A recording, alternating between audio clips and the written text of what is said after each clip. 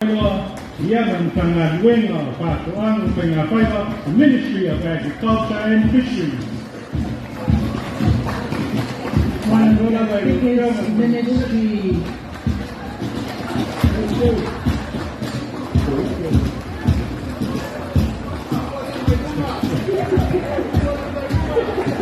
Tele lo Tausaga ya China yo Faaaloalo ya lo paingai ko tulong sa Mulinu'u.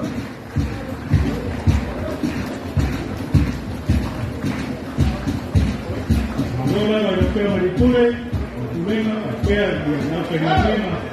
Ya a mí se puede estar todo Faamanatuina.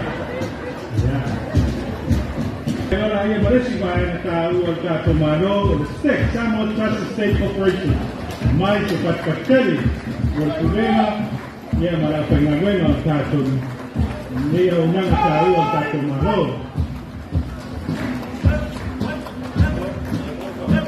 Tele mo Tuto'atasi, Mulinu'u Mulinu'u Yeah, but it's so many, the Scientific Research Organization of Samoa for the shrubs. Yeah, nga to pisa ka pauta, no nada.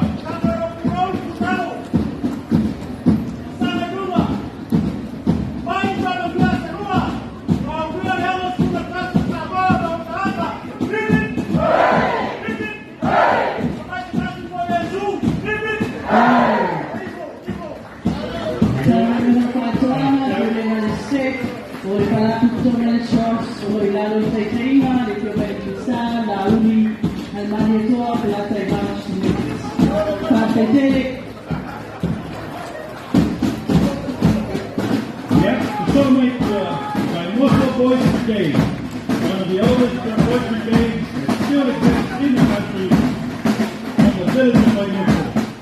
I'm going to study that the new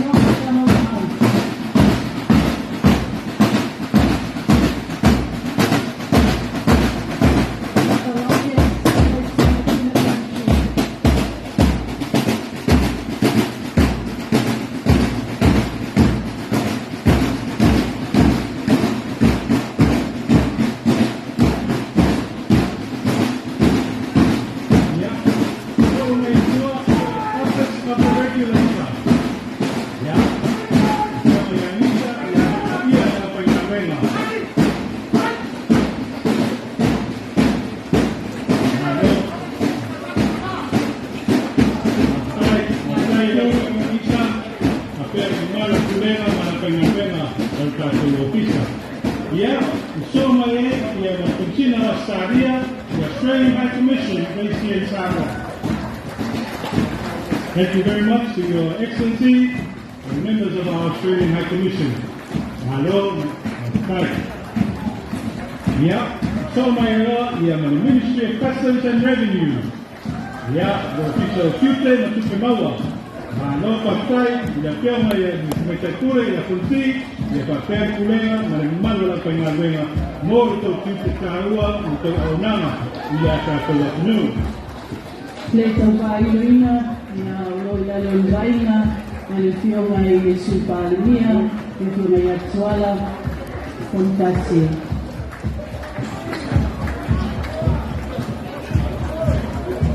Tele lo Tausaga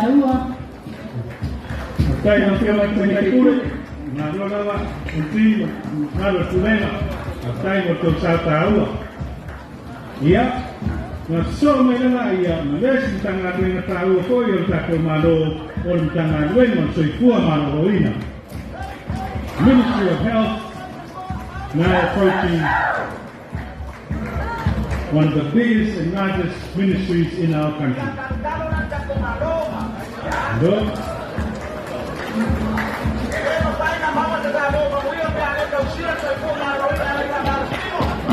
Anyway.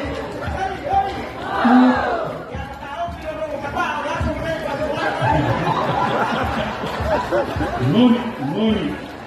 That's a Faamanatuina. Yeah, Pastai del Piero Taranoa, ya Mese Koi Mano Kulea, ya Nalo Maina la firma y el Ministar, firma y Abalas, no daba Pastai, no se la ven.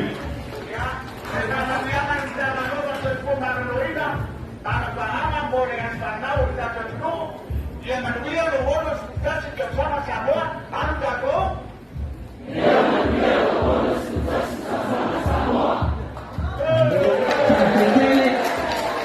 Pasitele no kioma ya Nikule, ofisisili ya Malutana.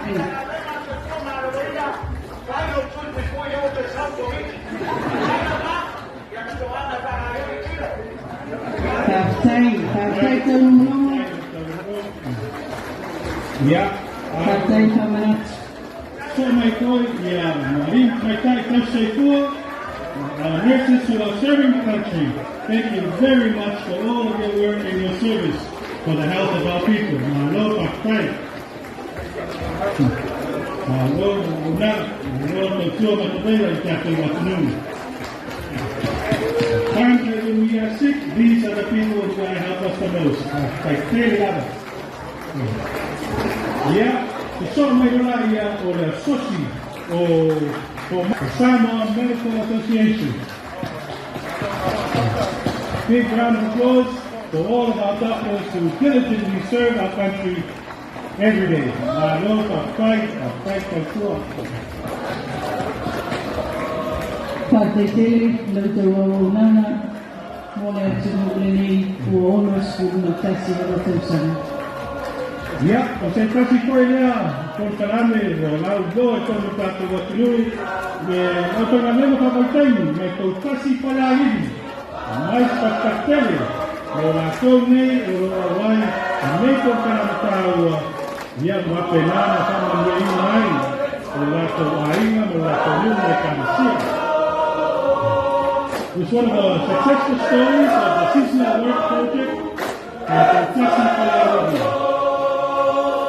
Many have gone abroad to work and have come back to support their families, their village, and their church.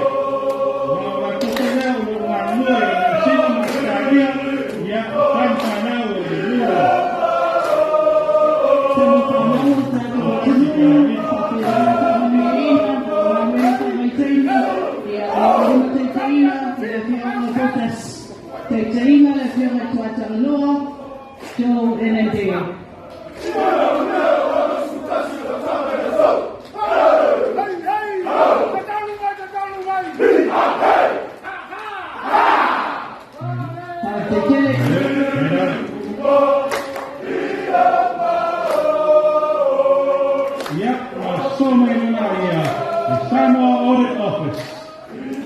Ya, la tola mane, ya upatimina na wena, mai ko de dei pangano se leni el tato malo intana wena ese. Malo la na wena, malo se tu matavela. Ya, no le tinai el tato no. Malo le tiene di pure, per il maggio il tato. O tenga wena el Audit Office.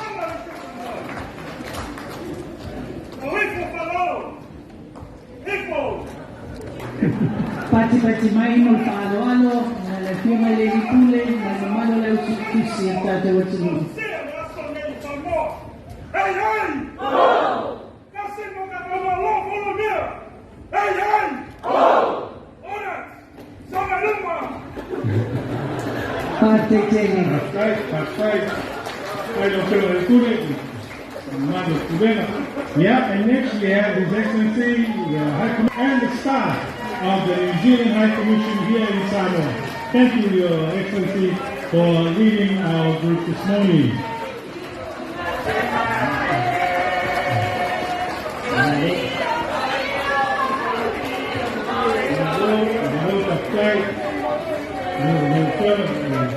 Kencina, selamat tua, Nathan, ya, malawakisa New Zealand. Ya, malawako yung Malaysia Suya New Zealand.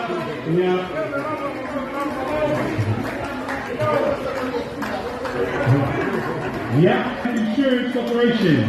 Kapatutoma, Lusua, Tausaga, Samoa. Ya, leo may ya wako yung talagang sao, yung sa pamamoy, Tuto'atasi. Mais papatele, ya fianga tumatakule, ya papel kulema, ang Tuto'atasi, papatele, mo sao taua. Faamanatuina, Faaloalo siya. Right down! Savali! Sauia!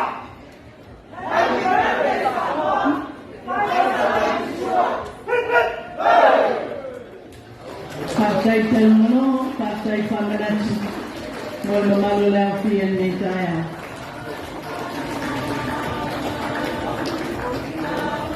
Ya, Leo ngai mai, na tana luenga, ita siyon tarua na wonanga itono tato tunu. Ita wero tinama tumaitai atinayo afio anga manga sotai. Tata skema suyo komiti kalkutua. Komiti kalkutua mtaabu tinama tumaitai. Kalsao kaino suyo tumaitai. Suyo mua. Suyo malo. Komiti kalkutua. Alegria Samoa, komiti Faamanatuina, taupu tausui, suianu, masui tamaitayunu. For your information, they're all wearing black today because it is Thursday in black in the country, and they are standing up for and claiming that Samoa needs to end violence against its women and its girls. Te pati mai montana, wengo tinama tamaitai. Kaita ia mai e le pai au pulema, ia mawifonga na au lelei, mamatata ata, o tama mateine o mitanga luenga malus. Thank you. Paatei te lango, paia tata mitanga luenga. Lalo taiteinga, le whina ia leota labi la maselesio. so mai loa, ia maltato mtanga rengo pisinisi, alamanuia malreipa, the Ministry of Commerce, Industry and Labor. Mais patpatele, latou, maltato mtanga renga, ia mulatou foi, aunanga, tono tato wakinu, lalo maenga the firma ia kulotu linden, ia malo lava ngandue mtato mtanga renga.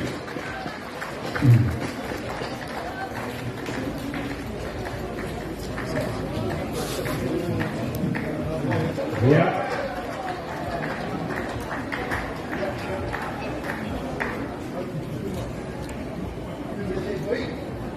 Yeah. Pwede kamay, Tuto'atasi the sector.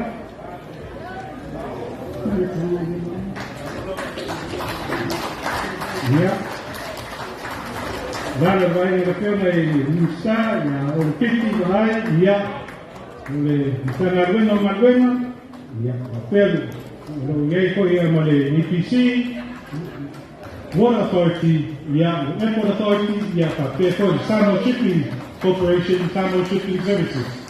Malala yung pero yung kulay, yung papel kulay na, yung kapilaan, yung tuaunan na isa-isa, todo katong kanagwena. Yeah, there will my Ministry of Works, Transport and Infrastructure. May kapatele, na lupiyang na dipule, na malo problema.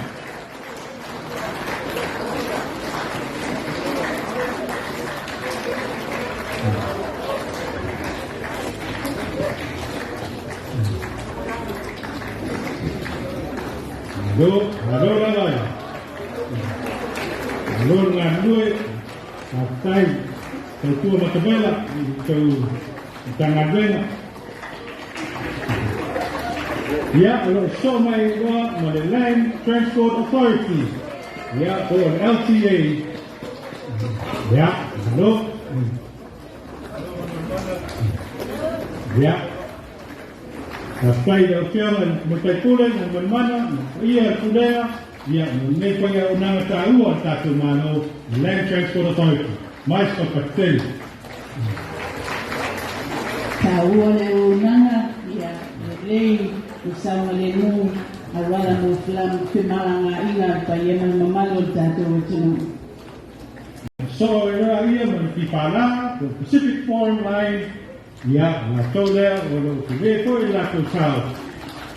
Todo o caso was new, no factai, en Cudena, no Peñarven. Ya. Na Mulinu'u, the Samoa Ports Authority. Kena kule ia Cudena na Peñarven, al caso Ports Authority. Atai, kau tahu, ia jatuh open ngawena, dia kau ibarat tahu jatuh mano.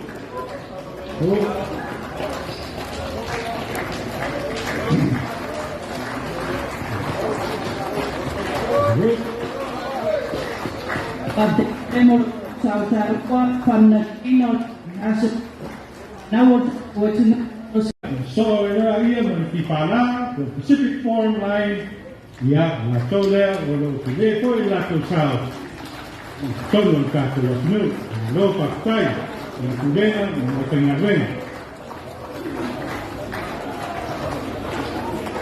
Ya. Na Mulinu'u, the Samoa Ports Authority. Kena kule ia Cudena na Peñarven, al caso Ports Authority. Atai, kau tahu, ia jatuh open ngawena, dia kau ibarat tahu jatuh mano.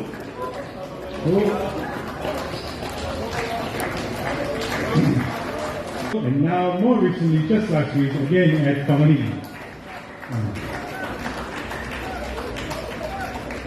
Yeah.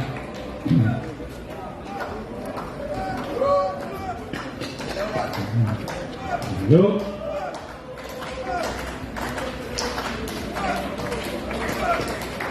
Mais kapatele mula todo nagoi un chato airport authority Faaloalo. Kena ikure ni papel de mando la Peñarven Samoa airport authority. Kapatele ya.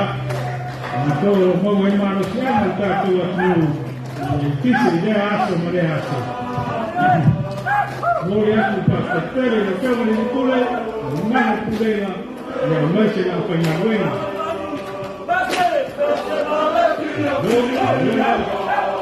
Ya.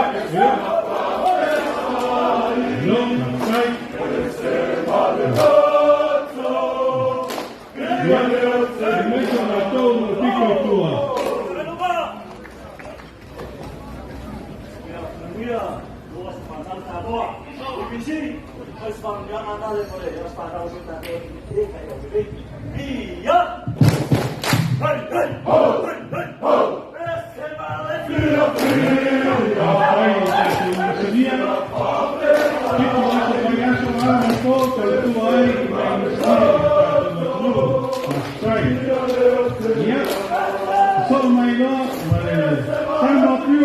Statistics.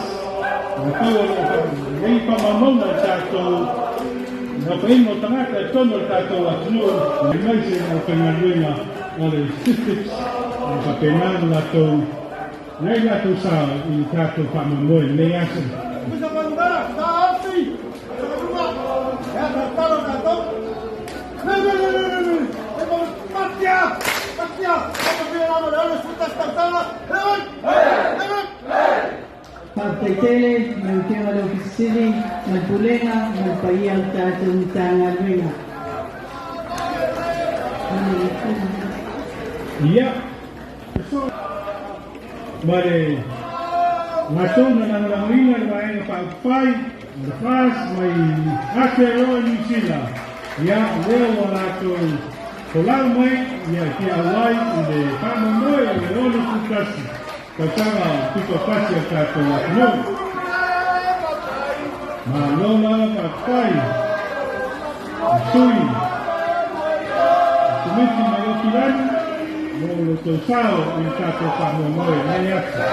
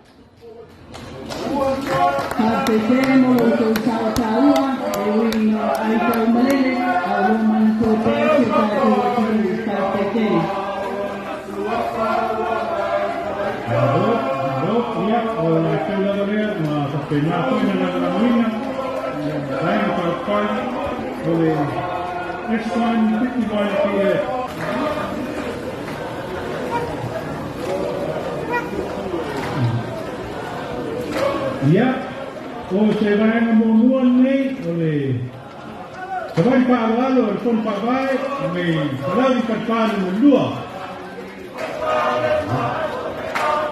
Sila pia na malo tato wajunu, ya wamatalia le atinai, mkono kalame wa atinai, umtumalo, unapata ulimaina, mkono pabai lima Tuto'atasi tono le atinuni nei, ya waake maina na fiome taitekono, ya fiome le isa, ya yota lapi ya muselisio, na palia utono pabai, pakitatia na utorono Tuto'atasi Tausaga ya lesole.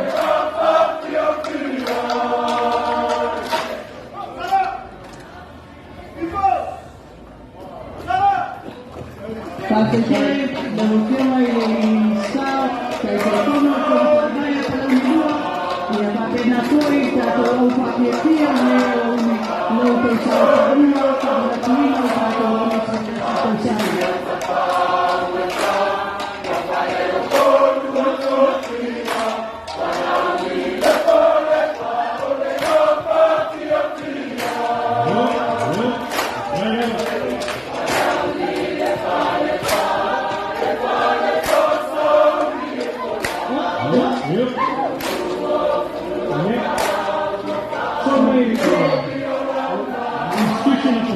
Welcome to the association of all the engineers in the country serving the different companies and ministries of our country. Matai, the IFES, no Tausaga.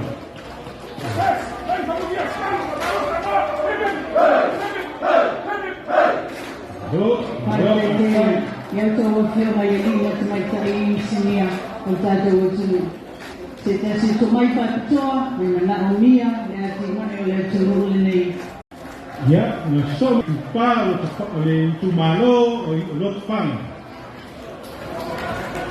Kono pavai, lo te kono ai le fiomai sa papito, le fiomai te mai tai palemia, le uai, palemia te mai tai.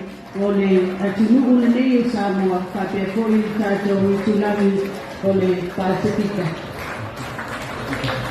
Tai mai ia soani sungai papengaina ia balamo sua. Se tato tumalo ia papia ia ile tato Mulinu'u. Tatetele, ila wakioma ile tetefono, kwa hiyo tono pagae, ile manitato tumalo ulikifanya.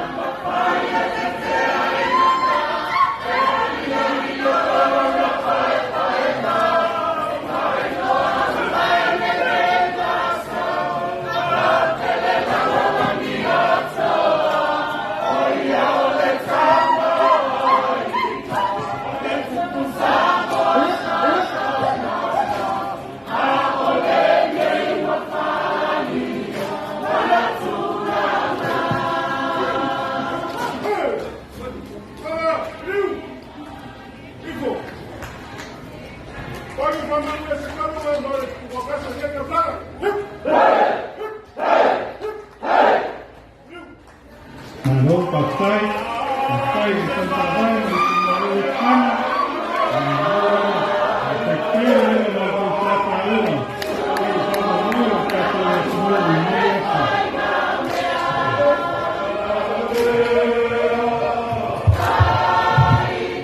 Patuloy po yun na pihana sa pahirap ng Samoa ng pinong sakapito at sa paghalati ay buwan.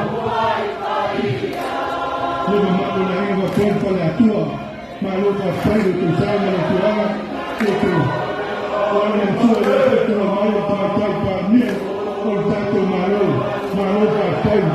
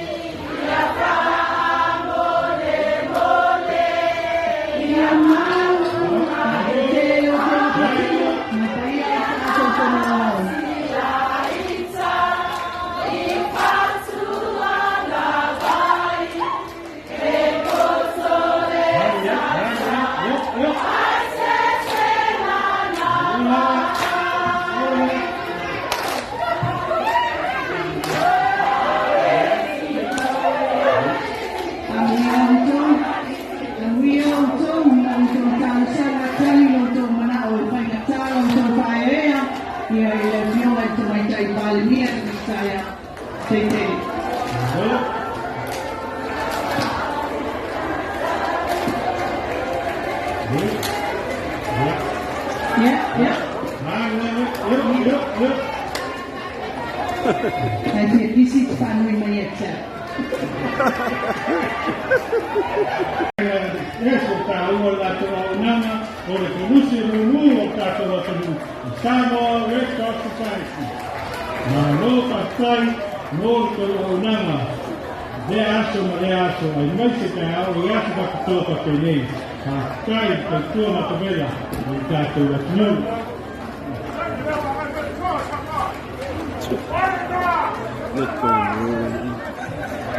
Ya. Porque no me coi y tosi la piniti Samoa Incorporated. Teo ni presene y a papel poi y a sui el tato ala pi la piniti. No lava.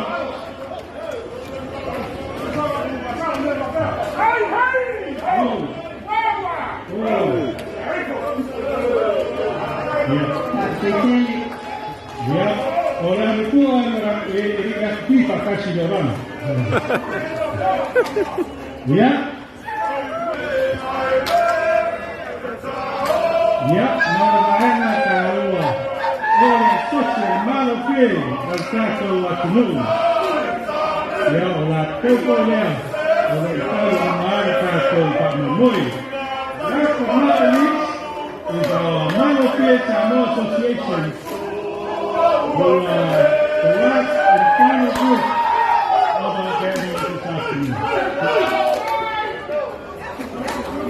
This.